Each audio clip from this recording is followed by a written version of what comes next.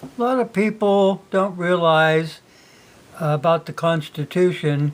When they put the Bill of Rights in, there was a preamble to the Bill of Rights.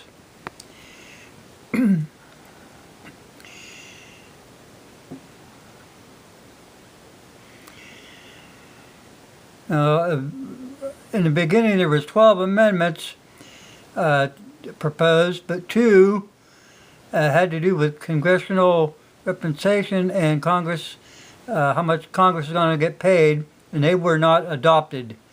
The remaining 10 amendments became the Bill of Rights. Now, this began and held in the city of New York on Wednesday, the 4th of March, 1789. Now, I'm going to read this.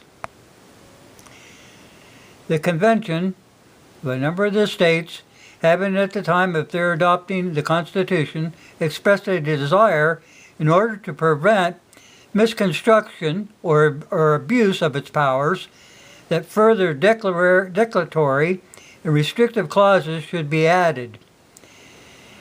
And as extending the ground of public confidence in the government will best to ensure the benefit and the beneficial ends to an institution.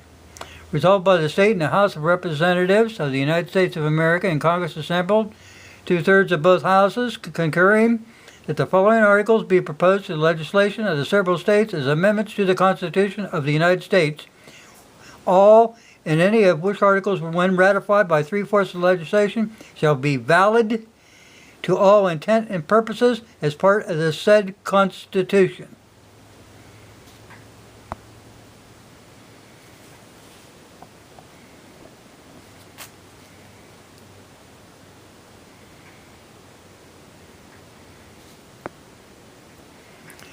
The articles, in addition to the amendments of the Constitution of the United States proposed by Congress and ratified by the legislation of the several states pursuant to the 5th article of the original Constitution. So here we have it. They didn't trust Congress. So they added some extra stuff in there so there would be no more abuse of any kind of powers. They didn't want to run into that. They wanted only a limited government. That's why you have your first 10 amendments.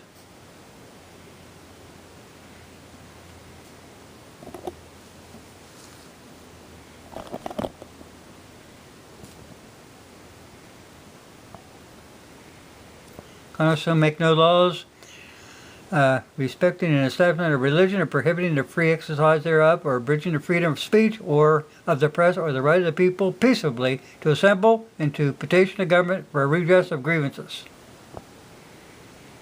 And this holds it all together. A well-regulated militia being necessary. Now to get that point, get that in your head.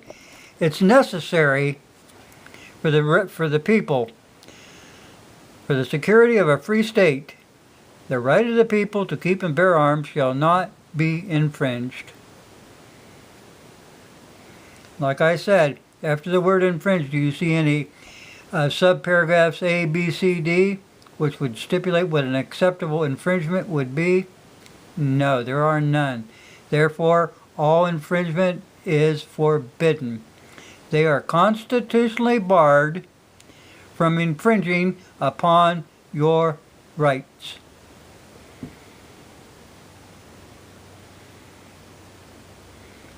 Like I said, they didn't trust Congress because men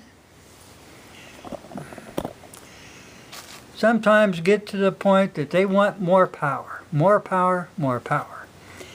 So they got a convention of a number of states. At the time of their adopting the Constitution, they also expressed a desire in order to prevent misconstruction, twisting the words, or abuse of its power, that further declaratory and restrictive clauses should be added.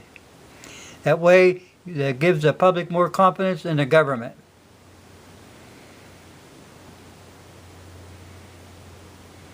It was adopted in 1791.